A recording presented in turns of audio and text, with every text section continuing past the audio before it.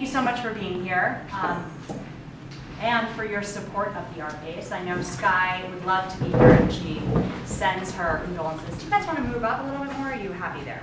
You're happy? I'm happy. Okay. I always like to remind people of our mission. So the Art Base fosters creative expression in the visual arts for all ages and abilities through education opportunities, exhibitions, and events. And I also like to remind people of our exhibitions mission, specifically to the Art Base. And that is that we present opportunities for solo, group, and guest-curated exhibitions for Colorado-based artists with an emphasis on those living in the Roaring Fork Valley. And you guys have all interacted with Raina right over here. But this is a really unique presentation we have right now. As you know, we've never done anything like this before at the Art Base, and Raina and I were just talking about it. It was Raina's proposal to our exhibitions committee to do an artist active studio. And it was sort of impossible to imagine, and now I can't believe we've never done this before. It's been so engaging, and it's been an incredible experience for me to come once a week and watch the progression. Raina is so dedicated to this in so many ways. She's such an amazing representation of the Art Base for all of us. And we are having a closing party on February 4th that I think is going to be really exciting. So I urge you all to come back on February 4th to see. Is there anything else you want to say about this? No, if you're coming by, pop in. I'd love to talk to each and every one of you and see what you think and Engage. the conversation. Yeah. So I'm going to hand it over to Bunny, but before I do, I just want to give a brief introduction to Bunny. Some of you have met her, some of you have known her for years, some of you don't. So Bunny Burson received a BA in French from Tulane University, which included a year at the Sorbonne in Paris. This is going to become important in her story. She then studied at the Memphis College of Art, where she earned a BFA in printmaking. Burson earned her MFA in printmaking and drawing from Washington University in St. Louis. Her work has been exhibited nationally and internationally in St. Louis, New York, Memphis, Nashville, Colorado, and Leipzig, Germany.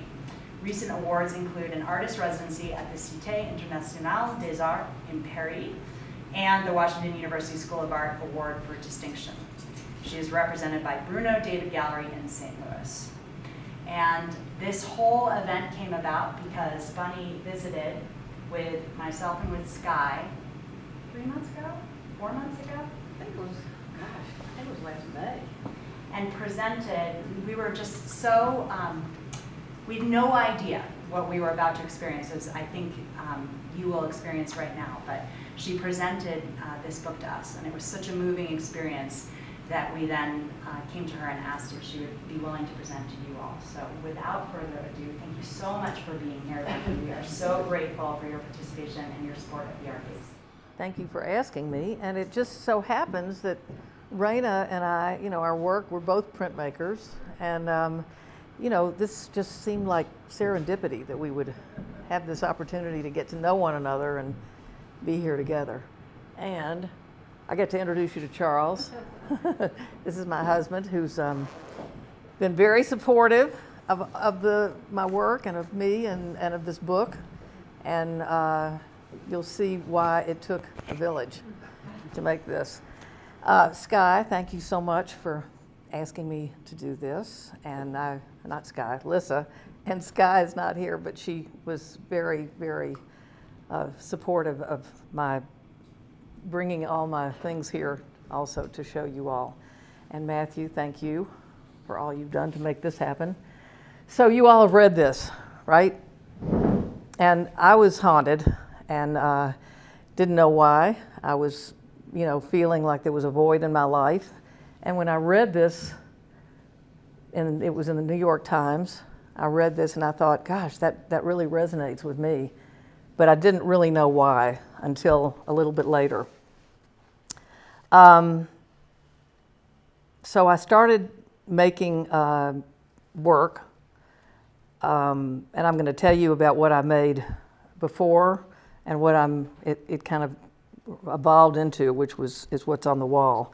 But first I'm going to tell you the story behind it. And I think the story resonates with so many people, and probably some of you here too, because you have stories that you've been told over time, and they sort of come to life at a certain point. So there had been a void in my life that I was trying to make sense of, and it had been present in my work really from the 1970s in many different ways. But I discovered finally what that void was and what had haunted me, thanks to a bundle of envelopes full of letters which I found by chance in 2009 when moving my mother at age 90 from my childhood home. These envelopes full of letters had been carefully and chronologically arranged and stored in the attic right above my bedroom for like 7 decades. And they told me a story, that I didn't know anything about, and my mother could never speak about it. So I kind of grew up knowing that there was something I didn't have permission to know, but feeling that I needed to know it. So once I found these letters, and again, they were, 2009 is pretty recent, and I'm in my 70s. So all those years went by where I was really wondering what had happened in my family. So the letters were all in German. They were addressed to my mother and my uncle, postmarked 1938 to 1941. They were from their parents, my grandparents, who on the morning of Kristallnacht, November the 9th, 1938, had put my mother and her brother on a train from Leipzig, Germany to Hamburg, where they then traveled by boat to New York City, finally arrived in Memphis, Tennessee, where they had relatives. And they were teenagers. They were 18 and 19. So really, I, just conjecture, trying to put some dates together. Their parents put them on the train when they were 47 and 51. So they weren't, they were young. Everybody was young. My grandparents were going to follow once they had obtained the necessary visas, but that became more and more difficult. My grandfather was not able to attain his documents, so my grandmother stayed with him, and instead of being able to go west, they ended up fleeing east to Riga, Latvia, where they had a sister and her family, and they lived there until 1941. And then their letters abruptly stopped. Soon after I found these letters, I left for a long-planned artist residency in Paris. As I lived and worked for 2 months in France, the letters were being translated by a PhD graduate student in St. Louis, and they were being emailed to me every day, letter by letter. So I read and I reread these letters, which were dark, became increasingly darker and devastating. And from their words, I began to know my grandparents, their hopes and their dreams, their guarded and unguarded thoughts, their determination, their urgent planning to be reunited with their children. And you'll see their loving words of devotion to their children. Their elegant handwriting, and let me move ahead a little bit. So this is a letterhead. My grandfather had a business in Leipzig, and every letter, can you see, did they have a ruler? Because they're just, every single page, whether it was my grandmother or my grandfather, they're just amazing. So their elegant handwriting took me all over the world, because they talked about going or contacting consuls' offices in Riga, Vladivostok, Shanghai, Budapest, Rotterdam, where they'd shipped all their worldly possessions. And then words about Paris, London, New York, Washington. Even in the letters, they say, can't you talk to Franklin Roosevelt about helping us?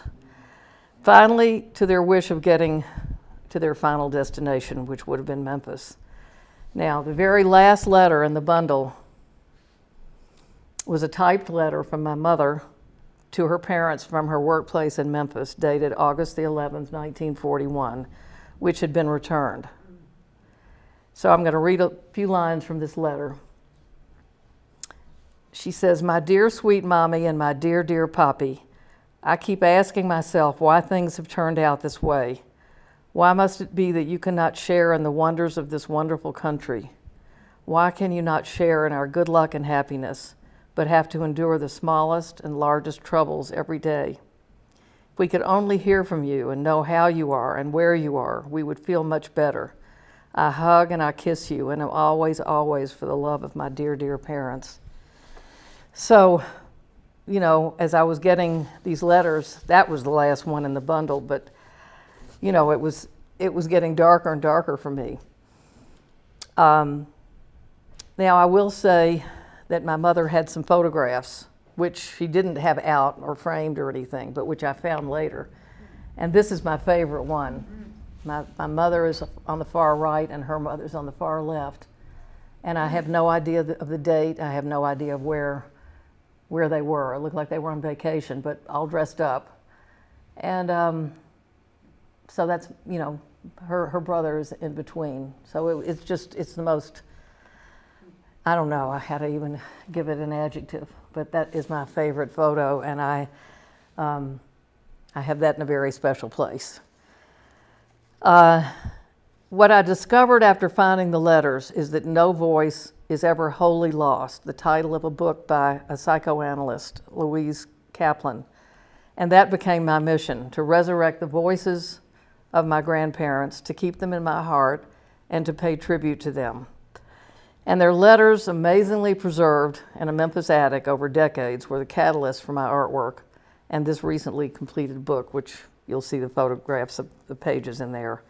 For me as granddaughter, daughter, artist, the discovery of my grandparents' letters was an unbelievable gift, and they just dropped into my lap and into my life. I began to try to make sense of something that I never felt I was allowed to know, much less to investigate or research. Finding the letters helped me know myself better, helped me make my personal history come alive, helped me make their lives present, which up to this point had been unspoken, unexplained, never recorded, nor archived. The discovery of their letters triggered an important journey that filled the void I spoke of, and the work that followed hopefully commemorates my grandparents. Now, this was the boat that my mother and her brother came over in. It was a postcard, and I found that really in her things. You know, I really don't know if my mother and her brother knew, you know, well, they certainly didn't know they'd never see their parents again, but I don't know what they obviously went through a lot of things in Germany before they got on that boat.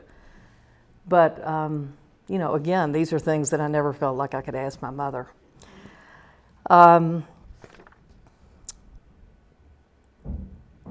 Let's see. So, I said the discovery of their letters triggered an important journey. They filled that void I spoke of, and the work that followed hopefully commemorates my grandparents. After arriving in Riga under extraordinary circumstances, now this was in Riga, 1939, and my grandparents on the left and his sister on the right. And I don't know, I guess, letters were going back and forth, so this was probably in one of those letters. Their first letters, were pretty normal. They addressed what was going on in their lives, kind of everyday kinds of things, and then they started to speak of their unsuccessful efforts to get out of Europe. And then finally, desperation and fatalism. And this next letter is from my grandmother.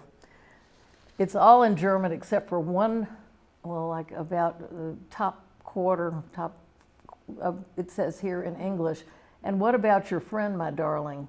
Never again you mentioned any word." So she was learning English, before hopefully coming to America. But anyway, the friend, I'm assuming, was my father, because she said, later on in German, she says, I want to be a young mother-in-law. So, a lot of the things were beautiful and charming and warm and loving, and some of the things were not.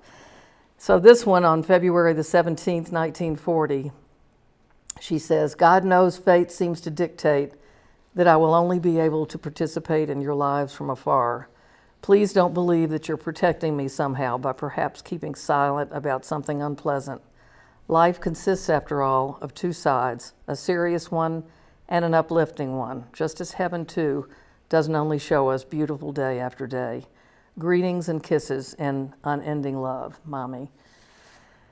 So these, the letters and the way they end and the way they begin, or Lissa can tell you that, when I promised her I wasn't going to cry tonight, and I haven't. I told her I would. So after the Germans invaded Latvia July 1st, 1941, the letters suddenly stopped, and the rest was left for my mother to wrestle with to decide how to move forward with her life. how to have and raise a family. And she made the decision not to speak of her trauma to my sister or me, and she didn't want to burden us. But she didn't tell anyone. If somebody asked her, well, you know, where are you from? Because we grew up in the South, and she didn't sound Southern. So she would say, I'm from Memphis. And they'd say, well, you have a slight accent. Where before Memphis? And she'd say, no, Memphis. So that's what she was. She was a Memphian, and she became a proud Memphian, a proud American, until her death at 98 in 2017. And she had flown an American flag in front of her home every day since I could remember. And this is a photo Charles took of her in front of her new home with her new flag in 2009 at age 90. So it's another one of my favorite photographs, because she was, again, just so proud to be living here and in this country. So the next images are first work that preceded the book, and then work that found its way into the book. So I'll just go through this. This was done on the CNC router at Anderson Ranch. So, you know, I could never have carved that by hand. So I fed one of the letters into the CNC router and came out with an 18 by 24 inch block. Yeah. Hey. Come on in. We just got started.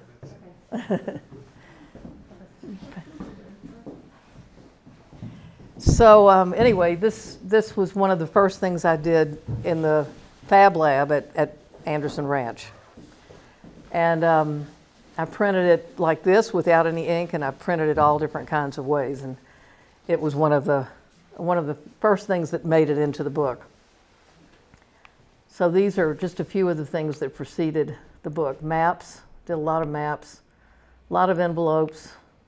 And this was an installation. I took 100 envelopes and had them made into metal, and they have magnets on them so they can be arranged and rearranged in lots of different ways. We exhibited those earlier. Yes. No, I remember they were right there. And Yes. some over there in the corner. Yeah, put a few over there just. Honey, go back. You just whipped through those photos so quickly. Can you go back?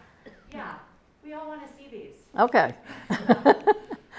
I was trying to get to the book. Sorry. But no, I mean, you know, so this, again, you know, I told you my mother really wasn't happy with the fact that I was doing this work, because she didn't really want to go back to this part of her life.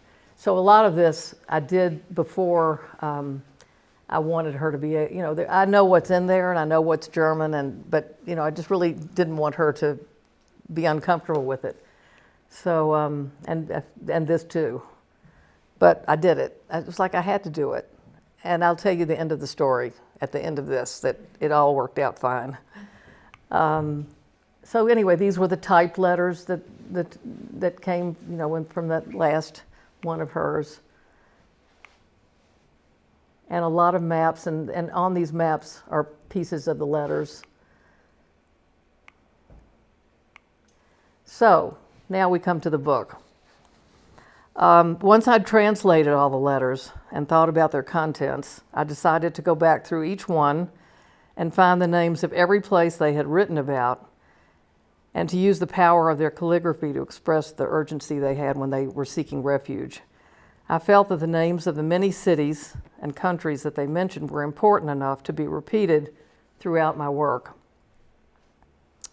From these places that meant rupture and displacement and hardship, loss, and finally death for them, for me, up to this point in my life, you know, they were places I wanted to go. And they were places that for me meant exploration and adventure and knowledge of other countries. But after reading the letters, they took on a deeper meaning, symbols of first hope, and then isolation, and then desperation. So this fold out right here, you know, again, it has all the names, and there are like 3 passes of lithographs. So you see, it's kind of like a palimpsest. You see things underneath that are barely visible. But these are places that they, for instance, Shanghai on the right, and this is their writing that I have blown up and photographed. So Shanghai was a place that didn't require visas, and they were trying to get there. So when Charles and I were in China, we went to Shanghai and found the synagogue that, the 30,000 Jews went to Shanghai. And the synagogue is still there. It's now a documentation center and a museum.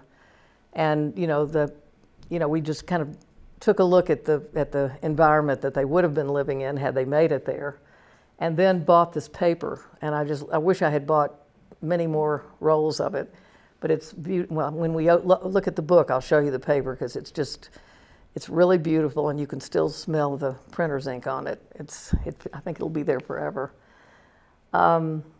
So let's see, I think this page, can't tell. Madeleine Albright wrote the foreword to the book, and you all know her story, that she didn't know her family history. And her foreword is beautiful, very gracious and beautiful. After reading the letters, I saw life and beauty in their words and their handwriting. So replicating their script, my hand over their hand, their words became my art, reflecting the magnificence and the melancholy of their lives. In repeatedly drawing and printing lines of script, their elegant calligraphy on different papers became both text and image. Each word captured their unique persona as they communicated vital and private messages. They connected me to family I never knew and to memories I could never have had. So the book was the culmination of a body of work begun during my residency and then became a big part of my journey. And I'll tell you that, before I had the show, which was in 2012, I brought my mother up to St. Louis and said, look, this is what's going to be in the show, and if there's anything you're uncomfortable about, I won't show it. And she found things that she didn't want me to show. I showed them anyway. But so maybe I'll tell you what I was going to tell you at the end, is that after I finished the book, and then I set out, I wanted it to be out in the world, and I found wonderful places for it to land. And one of the places was the Library of Congress. And when I told my mother that the book was there, she said, oh my gosh. She said, that's America's library. And so she finally started coming around a little bit to feeling like, that I wasn't telling her stories sort of out of, I don't know, she was getting more and more used to the fact that I was getting the book out in the world. And so probably I had done all of that by, 2017. There was a friend of mine who said, this book should be in Memphis, and I wasn't sure that she would like that. But this person got the family of the people who brought my mother to Memphis and raised the money to buy the book and give it to the museum. And they had a show. It turned out it was the 100th birthday of the Memphis Museum. So they had a show entitled 100 Gifts for 100 Years, and this was one of the gifts. And they had it in a beautiful vitrine. And I went to Memphis, this was June 2017. And I said, would you like to go and see the book? It's at the museum. And I wasn't sure whether she was going to say yes or no, but she said she would go. And we went, we probably spent 15 minutes there. She walked around, read the label, looked at the book. The way it was spread out was with that trifold. And she went over and talked to a guard. And she said, I don't know what she said, but she pointed to me, and it looked like she was going to say she was proud of me. So anyway, we got back in the car, and she looked at me and she said, you know how angry I was at you for doing this? And I said, yes. And she said, well, now I'm glad you did. And then she died 3 weeks later. So that was what I needed to, feel like I had done the right thing. So anyway, this is, I'll open up the book and show you what these pages are like. And then this was one of the postcards that came from her parents to her. All of the letters and the postcards, everything went through Berlin. So they were read, and who knows what they didn't get. And then this is, I also brought an envelope for you to see. So I'm just going to end by saying this Hidden in Plain Sight became a platform from which to tell my family's story. I think of the letters included in my book as portraits of my grandparents. For me, the letters in their pristine envelopes now stand for two people who had never been in my life, but with whom I now have closed the distance between us. I've recovered, preserved, and archived the details of their lives, secret for so many decades. And I found a lost generation whose ruptured lives are linked to mine and whose memory and history this book commemorates. Understanding their lives became my passion. Printing their script became my art. Knowing their thoughts, using their words, mapping their journey, gave my work meaning and engaged me not just with my past. For me, it's important to reach beyond my personal history and to acknowledge that we all have stories that need to be told. And as I mentioned, that Madeleine Albright wrote the foreword, and she wrote a book called Prague Winter, which tells the story of how she found out and what that meant to her. From my mother, who came to America with her brother and settled in Memphis 80 years ago, there became 25 of us, among 4 generations of children, grandchildren, and great-grandchildren. So for my mother, Memphis was the place she would always call home. I'm grateful to my grandparents for their foresight and sacrifice in sending their children to America, and I hope that my artwork, and especially this book, is a fitting legacy for them. So this has been, I'm trying to remember how many years it took to get it all finished, but I feel so, I can't imagine not having done this. And the letters, because they just dropped into my lap, it was like meant to be. So anyway, we're going to have a little interview with. Well, I actually thank you so much, Bunny. I sort of want to. I'm changing. Okay. Because guess what? We're all fluid right now. Because I was going to say everyone has to hold their questions, but I have questions, and I'm curious to see if you guys have questions, and then we're going to move on to this work. But I want to ask you how you chose the format of a book to do this, because we actually have some pretty formidable bookmakers here. Oh. Who wants to hear me? No. But how did that come about? Because it could have come in many different forms. How did it happen to be in the book? Okay, first of all, even making a book, I had taken some book making classes years ago. But I had the show at Bruno David's Gallery in St. Louis, and the last day of the show, the curator from the St. Louis Art Museum came over, and she said, "This should be a book. You need to make this a book." And so that, I hadn't really thought about it. But when I did start working on it with a professor at Washington University in St. Louis, he and I discussed it, and he wanted to really make it a book with all the letters and all the translations. And that didn't seem right to me, mainly because of my mother. And I thought, that's not what I want. I don't want everybody I want it to be something that evokes feelings, but not that it's not a history book. Right. It's not literal. Right. So I just picked 3 letters, one from each of the 3 years that they were in Riga, and letters that made me cry. And I just thought that, I knew had them translated. And then our daughter spent 2 years in Germany, and that's another whole story. But because she speaks German, and she could take those 3 letters, and we went through them and picked out, just like what I read to you, we picked out those lines, and then she translated them, and we put that over the German. So the English is over the German. You'll see it in the book. And I've always been a 2-dimensional person, and I've loved paper. So this book, the design of it, I wanted it to be all different kinds of paper. I wanted you to be able to have like a film of vellum over some of the things that were maybe secret for a while. I wanted it to be full of just all different kinds of processes. It's letterpress, it's lithography, it's woodcut, it's just everything a traditional printmaker would want to have, working for them and with them and everything. So that, it was kind of a collaboration between Ken Botnick and me. He would say what he thought, because he makes lots of books, and I would say, don't want it to be that, but let's do this. And so it's just kind of it was a wonderful collaboration. And what is the edition of? Is it?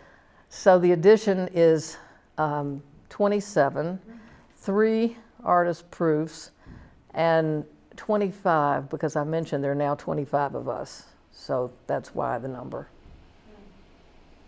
And where, you mentioned that one is at the Library of Congress and one is in Memphis at the museum. What's the name of the museum in Memphis? The Memphis Brooks Museum. Memphis Brooks. There's one, it's the Miami Paris Art Museum, the Israel Museum in Jerusalem, Stanford, Princeton, Columbia.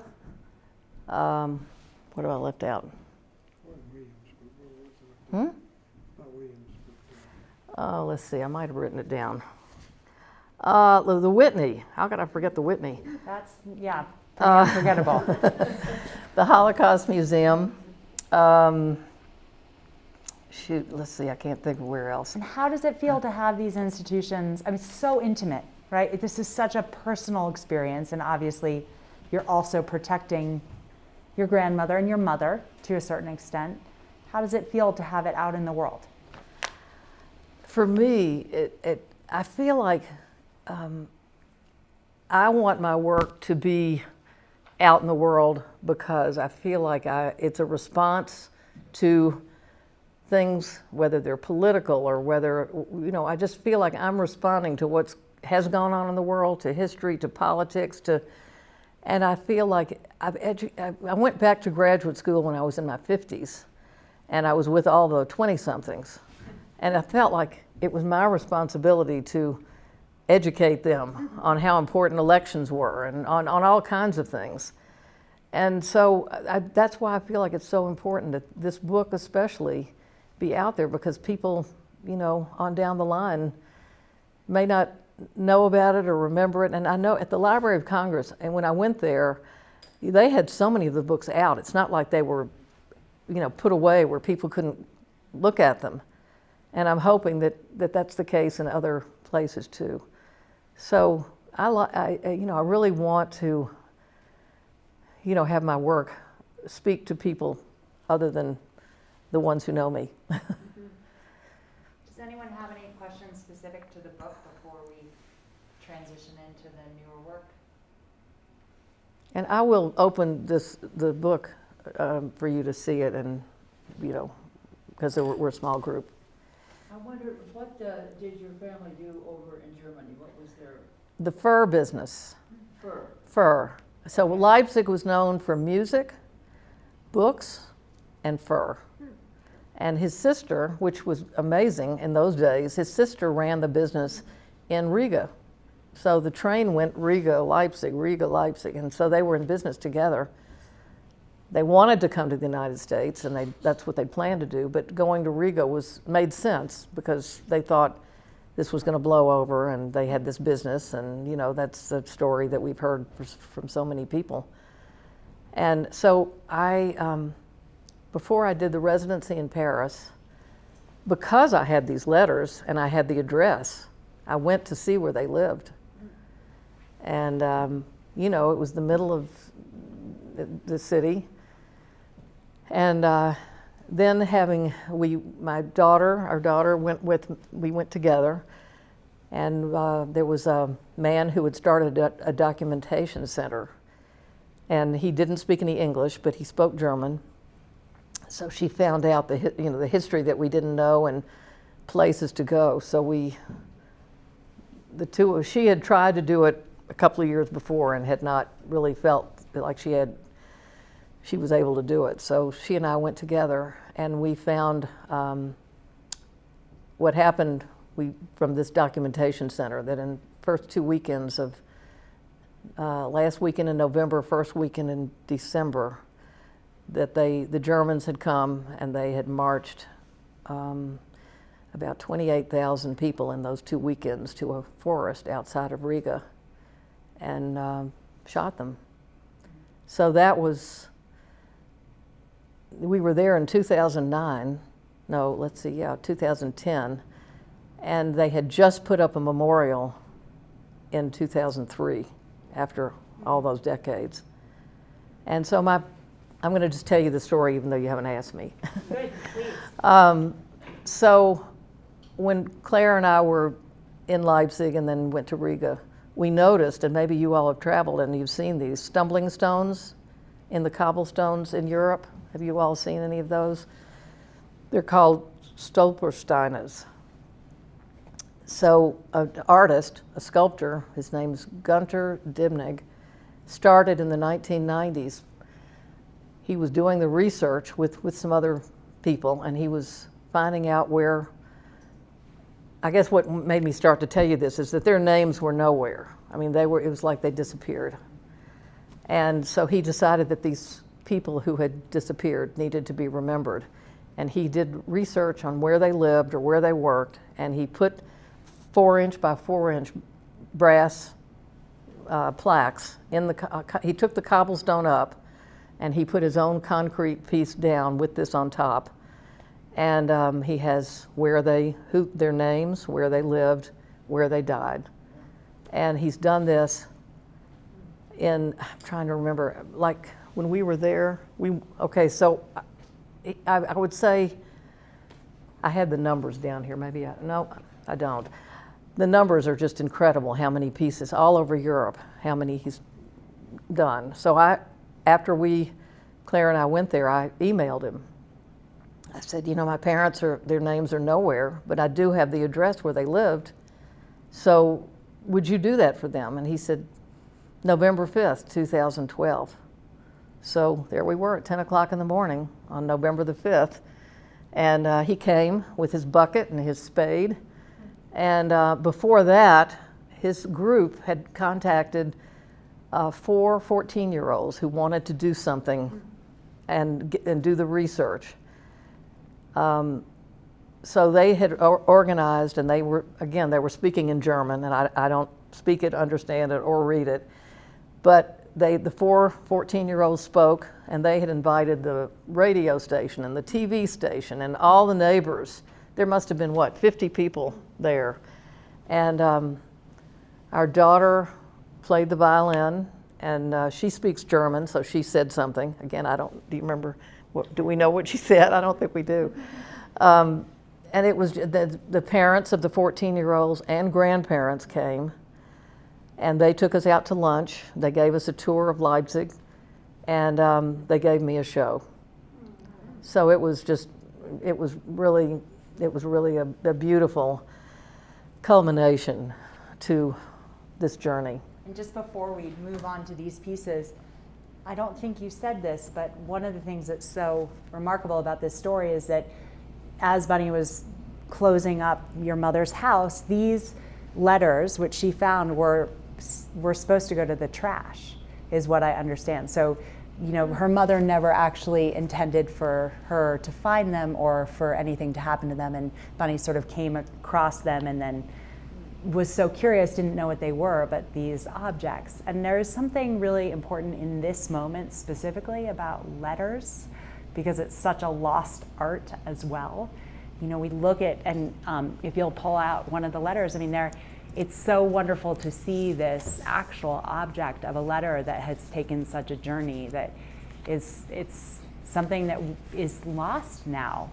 Yeah, and this is one of the least fragile ones that I brought. So this is one of the envelopes. My father was a stamp collector, so he took the stamps off all the envelopes. And then this is the letterhead. Can you believe a Memphis attic? It must have been 120 degrees up there, but this is. But also that spurred such inspiration for you. And, every person is different in how people accept things and interpret things, but that it turned into such an inspiration and ultimately healing and knowledge for you is Amazing. It really has been. I mean, when I think about the fact that, you know, I usually did what my mother said, I think I did, but that I just had to do it, you know, it was just, and it just has been so important to me and to, you know, our kids. And so it's just, I feel like I just need to keep going. I think it's going to be the rest of my life that, that I'm working in some way with all of this material. Now, did your uncle participate? Did your mother's brother participate in this or have input for you? Or how did his kids feel about it? Okay, so he died in 2001. So he didn't, you know, and my father and my uncle just, they knew my mother didn't want to talk about it. She just, you know, had closed that chapter. So they, out of respect for her, and you know, all of us, I guess we wish we'd asked, you know, I wish that I had just been aggressive enough to ask. But I just didn't feel like I had permission to do it. So yeah, I'm sorry, because he would have been wonderful about it. Yeah, good reason. And it's funny because his wife, my aunt, died this week. Aww. She was 98. And I asked her, and you know, I felt badly because she had COVID. And she was so sick. And I asked her, I said, can I just ask you, you know, I asked her what she knew. She said he never spoke to her about it. I mean, she knows because, you know, she's been, you know, been living through this with me, but he didn't really speak to her about it either. But this is not where this story ends, right? And this is part of your story. But now we have the pleasure of being able to show some of Bunny's more recent work behind Matthew here. These are 4 pieces from her newest work, and I'd love you to talk about how you got to this work and then speak specifically to this series. So, I was finishing the book, and I was trying to get it out in the world, and you know, making cold calls and going to see curators and everything.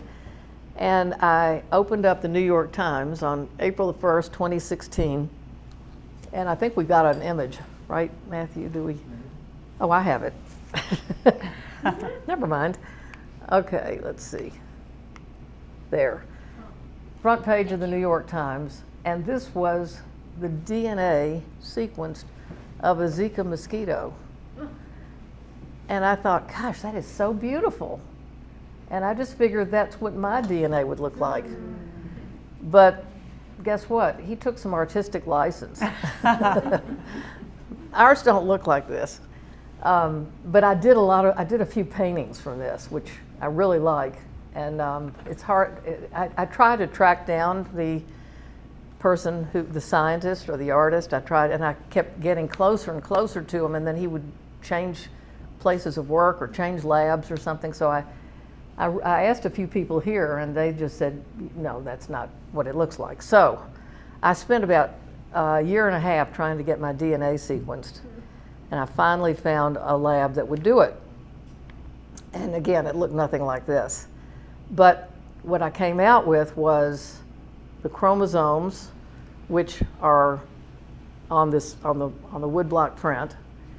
And Paul recognizes these prints because Brian Schur at the ranch helped make this happen. And Leah at the ranch helped me with the woodblock print. She laser cut all the woodblocks. And so these are my chromosomes, and these are my chemical bases. The ACGT, we all have the same letters. They're chemicals, and we are all very much alike, except they're not lined up in the same way. We all have 3 billion of them, and so this is like a snapshot of one of my genes and the acid bases that are part of those genes. So Charles and I listened to Walter Isaacson's Codebreaker. I don't know if you all have read it or listened to it, but it's about Jennifer Doudna, who got the Nobel Prize for the CRISPR, that Cas9 that she discovered.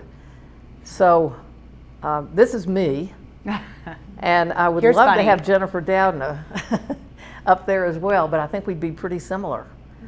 And these four, I have two series, two are in the series, and the first ones that we did are at the Larry Ellison Institute for Transformative Medicine in Los Angeles. So it's in the area where they are doing research and where they also see patients. And so these are my chromosomes, and I think they would say that we're all pretty much alike. I got to go to the McDonald Genome Institute. I got to go into the lab and watch them. They drew my blood. I got to watch them, put the chemicals in there. Everything fell out onto the slide. And, it was miraculous. So I've got a lot of the imagery from that experience that I still have to work with. So that's why I say I'll have something for the rest of my life to work on. And I just love the science. I love the art. As Lissa said, these are the Bauhaus colors. Even more, Bunny and I had a wonderful conversation about the fact that these are actually self-portraits, which is a really fun way of looking at them. And just thinking as you're talking, Bunny, it's fascinating to me that this is all, they're linked because they're all an internal exploration of you, right? It's where you came from in science and in your history. It is a true connection in such a different perspective, right? From your grandparents or from your DNA. It's all an introspective look of where do you come from? What makes you?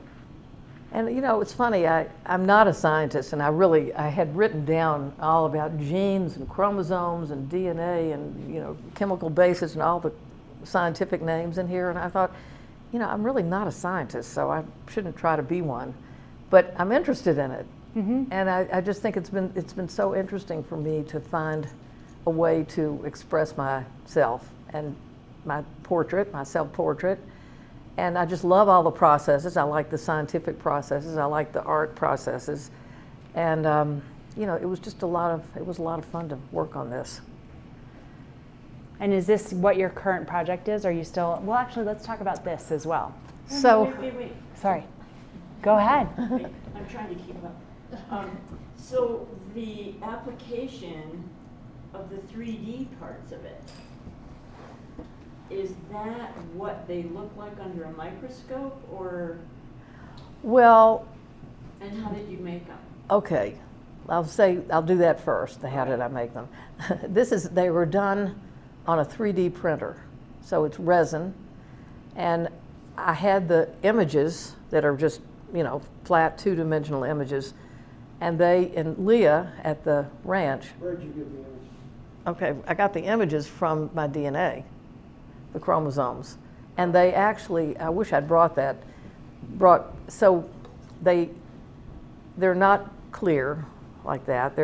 And they have these little lines through them. So I love the fact that if you get up close, what you see the ACGT through them.